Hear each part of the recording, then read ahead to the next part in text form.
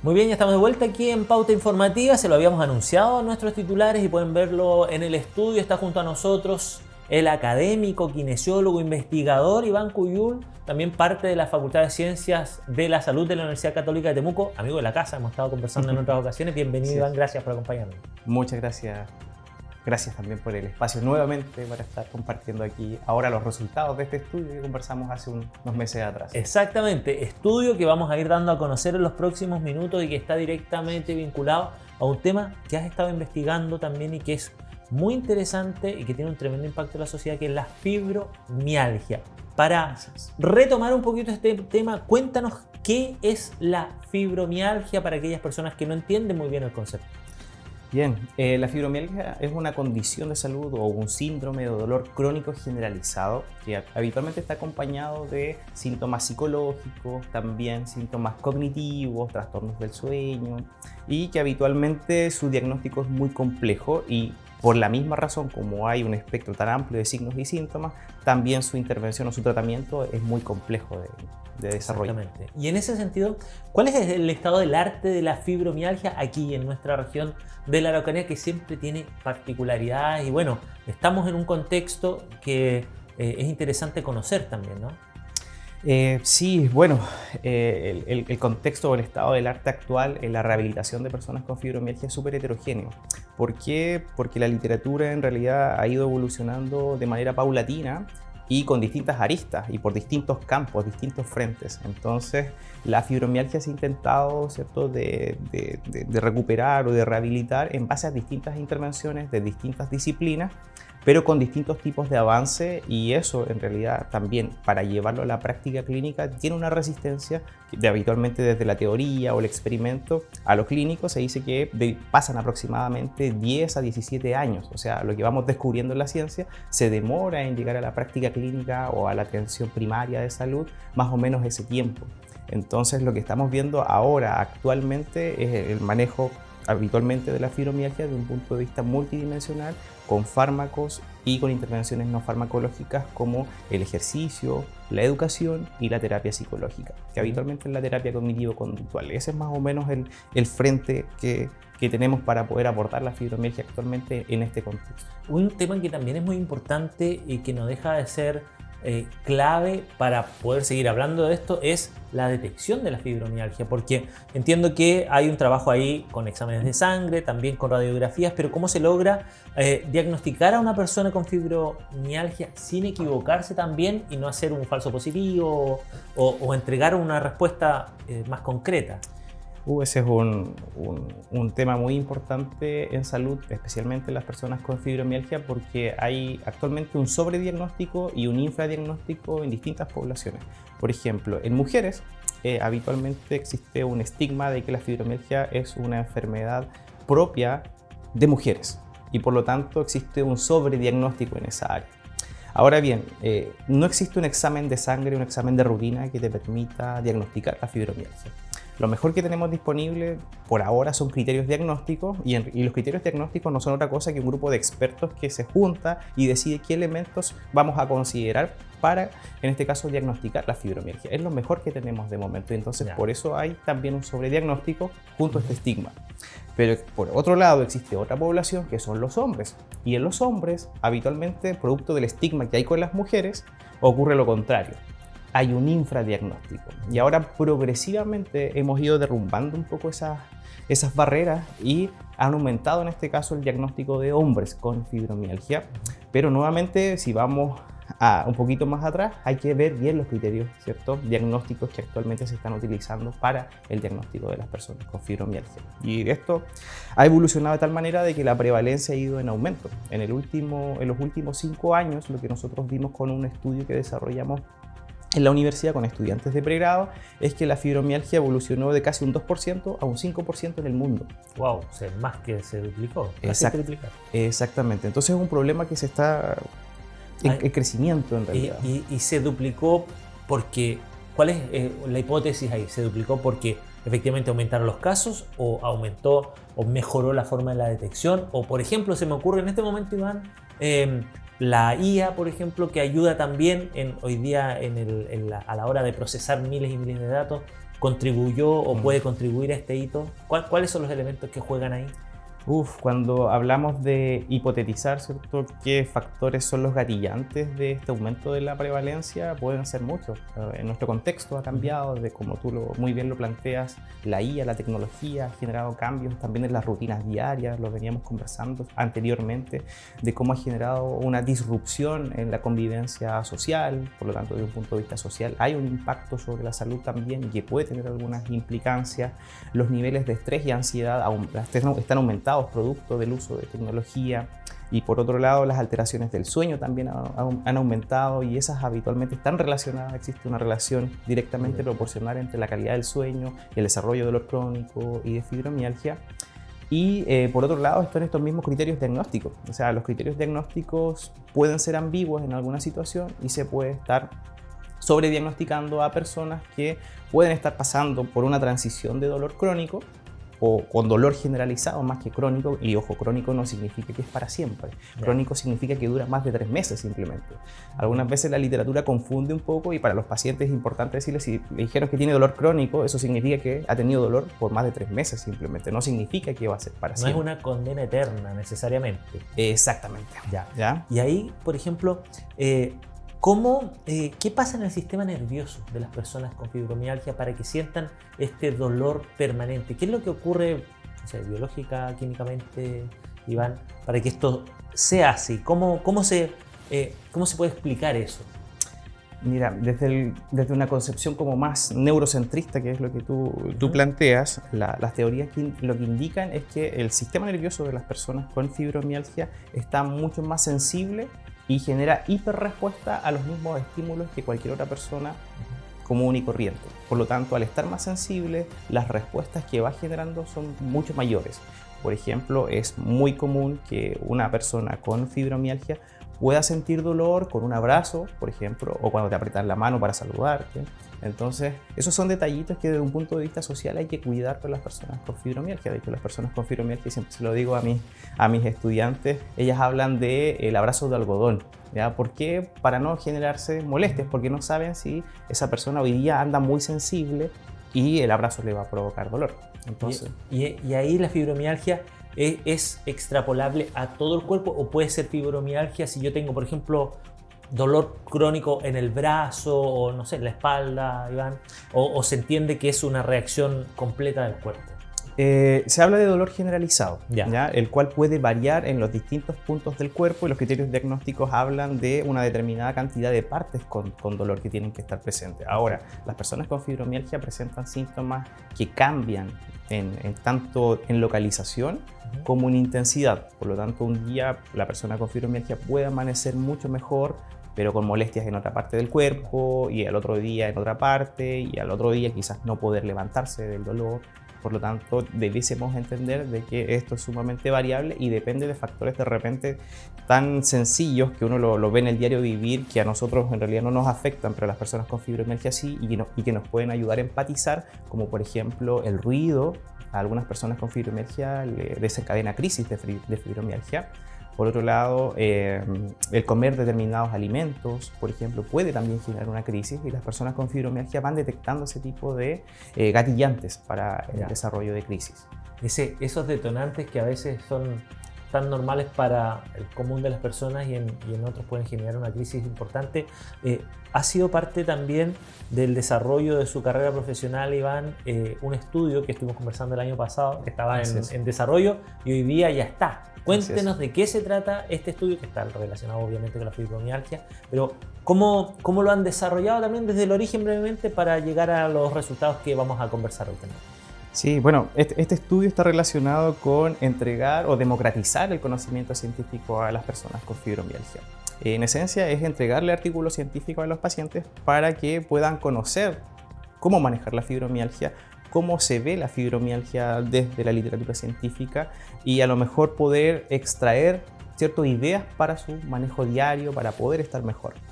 Ahora, esto se desarrolló en un entorno de un club de lectura o journal club. Entonces eso es interesante, porque lo que tratamos de hacer como investigadores fue trasladar lo que se hace en los doctorados, en los programas de doctorado, a la clínica. Ya. y que en realidad nadie lo había hecho, nadie se le había ocurrido hacer algo así, y es porque habitualmente se mira en menos al paciente en términos de qué puede aprender. ¿Qué vas a saber? Es como, ¿qué vas a saber tú? Un poco así. Tal cual. Entonces, la medicina tradicional ha tenido una mirada muy pedagógica en salud.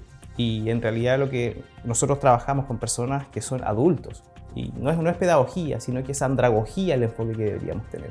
Y la andragogía demanda de que debiésemos aprender los adultos a partir de problemas o necesidades propias, ¿ya?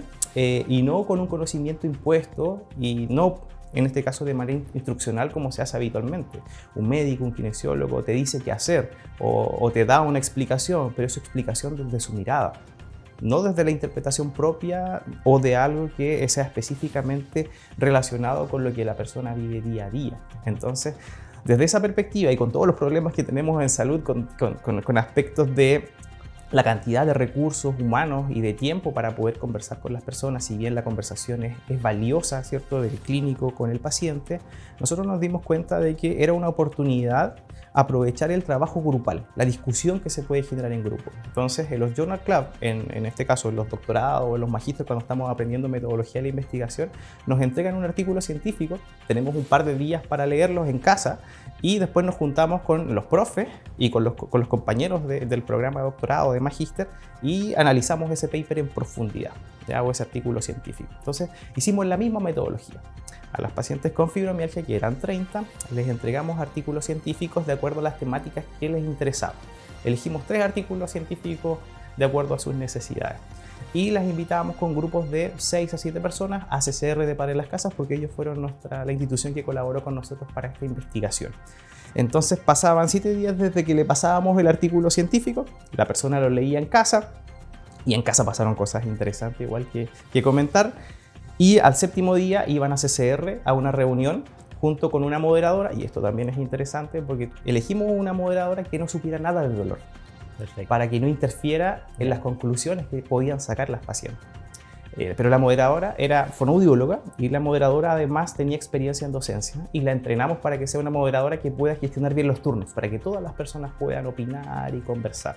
Entonces, en esa reunión se repasaba un poquito el artículo muy brevemente, y a partir de eso se hacían algunas preguntas clave como para que ellas discutan de qué entendieron, qué sacan en limpio, qué podrían comenzar a aplicar en la casa de lo que leyeron. Ahí pueden surgir preguntas como, ¿pero cómo le pasaron un artículo científico a un paciente si están en inglés habitualmente y con un lenguaje técnico avanzado? Bueno, aprovechamos la IA, ocupamos Gemini y con eso ocupamos un prompt donde le pedíamos, ¿cierto?, a la inteligencia artificial que resumiera el artículo sin alterar el contenido y traduciendo a un lenguaje que sea entendible por el paciente con una extensión máxima de 4 páginas, ¿ya? Y iba el artículo al final una preguntita extra para que el paciente en la casa pueda anotar todas las dudas que tuviera, y la pregunta clave, que era la que gatillaba el aprendizaje desde nuestra perspectiva durante la lectura. Si tú tuvieras enfrente mañana a una persona con fibromialgia que no leyó este artículo, ¿qué le contarías? De tal manera de que la persona llegue ya con una idea de qué quiere comentar. Esa era nuestra idea antes de. En resumidas cuentas, ¿qué encontramos? Encontramos cambios en varios de los dominios que evaluamos. Encontramos cambio en el dolor al movimiento, no en el dolor en el reposo, ¿ya? El dolor solamente cuando la persona se mueve. Encontramos cambio en el impacto de la enfermedad. Ahí hay un cuestionario que se ocupa, que es muy conocido, que evalúa la función física, que evalúa el impacto de los síntomas y que también evalúa, en este caso, otros aspectos de calidad de vida, ¿ya? En las 3 dimensiones encontramos también cambios significativos en nuestros pacientes. Por otro lado, encontramos cambios también en la catastrofización, que son estos pensamientos negativos hacia el futuro, o sea, del pronóstico de que esto va a empeorar. O sea, mejoraron también significativamente en estos pacientes. Y el último hallazgo que encontramos ahí fue que estas pacientes aceptan mejor el diagnóstico, la aceptación del dolor.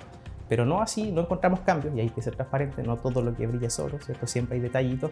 No encontramos cambios en la intensidad del dolor en reposo, o sea, estando sentado o acostado. No encontramos cambios en la autoeficacia. La autoeficacia tiene que ver con esa percepción de que soy capaz de hacer cosas, y eso habitualmente se demora mucho más en desarrollar. y tampoco encontramos cambios en la cibercondria, que era algo que estábamos buscando y que esperábamos también que mejorara.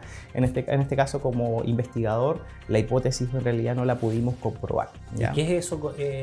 ¿A qué se refiere con eso? La cibercondria tiene que ver con el impulso y la necesidad de estar buscando síntomas en Internet con la inteligencia artificial, y habitualmente eso genera un bucle negativo, o sea, aparecen cosas que me van a asustar más y generan más ansiedad, ¿ya? Entonces, ahí no encontramos diferencias entre el pre y el post, pero fueron solamente 3 sesiones, o sea, solamente leyeron 3 artículos. Entonces, esperamos que en futuros estudios, a lo mejor combinando, porque esto fue solamente eso, nada más que eso, combinando en los clubes de lectura más la terapia convencional, que sería ejercicio y psicoterapia, podamos obtener resultados mucho más, en este caso, significativos para las pacientes. Y ahí entramos también en un punto, Iván, que tiene que ver con lo que acabas de comentar, el ejercicio. La importancia del ejercicio y esta combinación que puede ser virtuosa entre más ejercicio, terapia física versus la disminución, por ejemplo, de los medicamentos, ¿no? Así es, totalmente. Bueno, y el punto que une todo esto es cómo la persona integra en la vida diaria oye, tengo que moverme, a pesar de que me duela, debo caminar, debo hacer ejercicio, a lo mejor debo manejar o gestionar mejor mis fármacos, porque hay fármacos SOS y algunas veces también se abusa del fármaco SOS. Y desde esa perspectiva, la educación es lo que te permite comprender esas necesidades y aplicarlas en tu vida diaria. Por lo tanto, algunos de los artículos que les entregamos a estas pacientes justamente tenían relación con cuáles son las terapias que mejor evidencia tienen actualmente. Entonces, a partir de eso se dieron cuenta de que justamente el ejercicio, justamente la terapia psicológica, el conversar de estas cosas a través de la educación es lo que habitualmente las hace estar mejor. Entonces, lo pudieron leer y palpar. Y por otro lado, pudieron leer un artículo en el cual hay una terapia que se llama la terapia multicomponente y está muy de moda, se ha investigado en estos últimos años y que combina justamente educación, terapia psicológica y ejercicio. Se prueban las 3 al mismo tiempo, o sea, durante la intervención. Y tratamos de que las pacientes puedan ver, ese fue un estudio en España, de que vieran cómo es una terapia multicomponente y qué cambios genera a partir de un estudio de métodos mixtos. Entonces habían datos cuantitativos de cuánto mejoraban las pacientes, pero además qué decían del tratamiento. Entonces, a partir de eso, las pacientes comentaban, oye, a mí me gusta hacer ejercicio, pero me duele, pero veo que a mi compañera, siempre dicen compañera, a mi compañera en España también le duele y también lo hace. Pero lo que está haciendo, sale a caminar y salen al cerro. Entonces, en ese estudio lo que hacían era hacer caminatas en el cerro. Entonces, claro, un grupo de los que estuvieron en los journals terminaron haciendo caminatas también producto simplemente de algo de información que estaba ahí. Entonces empiezan a integrar mucho mejor el por qué el ejercicio, por qué la actividad física, por qué hay que gestionar mejor los fármacos. De hecho, hace poquito les devolvimos los resultados a la comunidad el día martes pasado y ahí uno de mis estudiantes de pregrado analizamos algunos datos respecto a los fármacos. Cuántos fármacos están consumiendo y nos dimos cuenta de que más o menos la mitad de la muestra tiene polifarmacia. ¿Qué quiere decir eso? Que están consumiendo más de 5 fármacos, ¿ya? Ahora, los fármacos que se ocupan para las personas con fibromialgia, la mayoría son sintomáticos. ¿Y qué encontramos ahí en ese estudio chiquitito? Y eso es evidencia preliminar, pero nos sorprendió. Y ahí hacemos como un llamado a que las personas con fibromialgia revisen y conversen con sus médicos si son necesarios todos esos medicamentos. Lo que encontramos era de que las personas que tenían más medicamentos para todos los síntomas estaban peor. Entonces, más no es mejor, ¿ya? ¿Y por qué? Porque habitualmente hay interacciones entre los medicamentos y muchos de los medicamentos tienen efectos secundarios. Entonces, por ahí uno empieza a entender por qué tanta fatiga, por qué tanto mareo. Entonces, de repente no es tanto los síntomas de la fibromialgia y ahí puede haber también un solapamiento con el sobrediagnóstico. Y ahí todavía queda un campo enorme por investigar. Y ahí también un elemento que comentaste al comienzo de la conversación también, otro elemento fundamental de nuestra vida diaria, no positivo, es el estrés.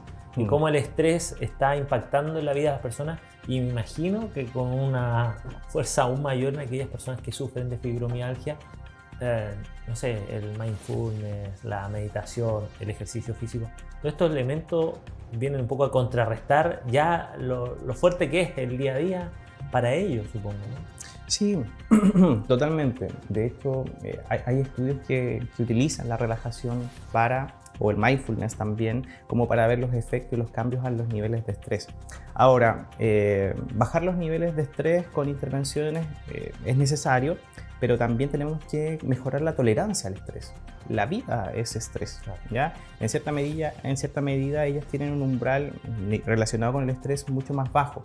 Por lo tanto, de repente, más que estar tratando de bajar los niveles de estrés, tenemos que tratar de hacerlas un poquito más tolerantes al estrés. Más resistentes. Exacto, nosotros hablamos de resilientes en ese contexto. Y de contexto físico hablamos de transformarlos en seres más robustos, ¿ya? Y eso implica, claro, hacer ejercicio más pesado, ¿cierto? El hacer de que salgan un poquito de su zona de confort, de que se acerquen, ¿cierto?, a una frecuencia cardíaca un poco más alta.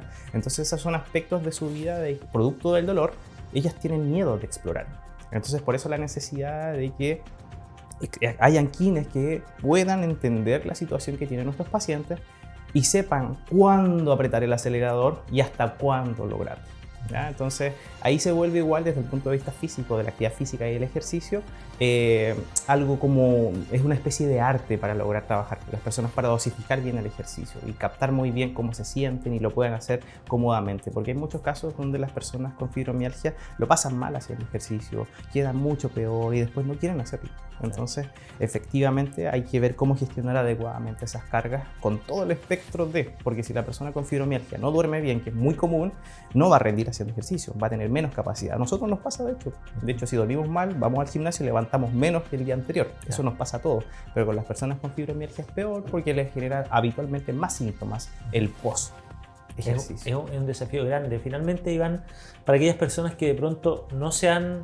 evaluado, no se han tratado, pero viven de pronto con molestias permanentes, incluso desconocen, porque es un tema que es importante en la sociedad, que hay muchos casos, pero que no necesariamente es una de las patologías más conocidas del mundo.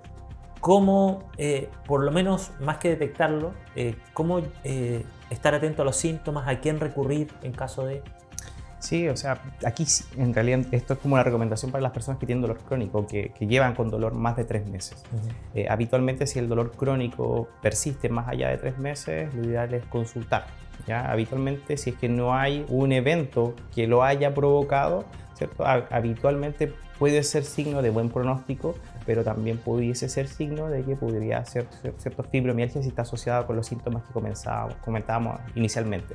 El dolor en el cuerpo generalizado, que varía día a día, acompañado de dolores de cabeza, de mareos, de dificultades para concentrarse, con trastornos del sueño, con ansiedad y depresión. Ahí hay una íntima relación, una comorbilidad, una correlación importante entre la disfunción o alteración psicológica y la fibromialgia. Entonces, si aparece toda esta mezcla, ahí es necesario de que sea evaluado por alguien que tenga experiencia también en el área. O sea, aquí yo les recomendaría ir a profesionales donde sepan que en su currículum manejan, ¿cierto?, estos aspectos relacionados al dolor crónico.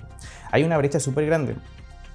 Yo cuando egresé de la universidad me di cuenta de que lo que me habían enseñado en realidad era de los años 80, ¿ya? Y yo egresé en 2013. Claro. Y gracias a que me puse a estudiar y a ver artículos científicos, empecé a entender que estábamos en otro mundo, estábamos viendo las cosas al revés, las estábamos viendo desde el tejido. De hecho, la fibromialgia se trataba la zona, ¿ya? Sabiendo de que en realidad no hay, en este caso, una lesión en la zona directamente o en el tejido que duele, sino que el tejido está más sensible en el fondo, pero no es que esté lesionado. Entonces se aplicaban muchas terapias dolorosas que habitualmente empeoraban los síntomas.